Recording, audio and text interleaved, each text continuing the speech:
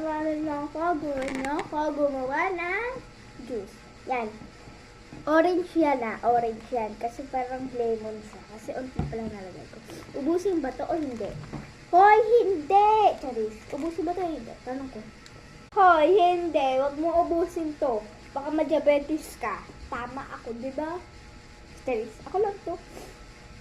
Oh, lagyan natin, pero unti lang. Wait lang, sus. Lagi ka natin. Napakasarap.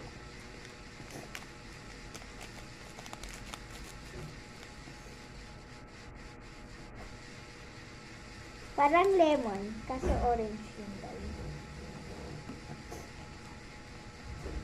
Twist. Hala, magpa-part 2 pa pala. Sorry guys, kung di ko agad na vlog. Kasi nakalimutan ko, ngayon ko lang naalala.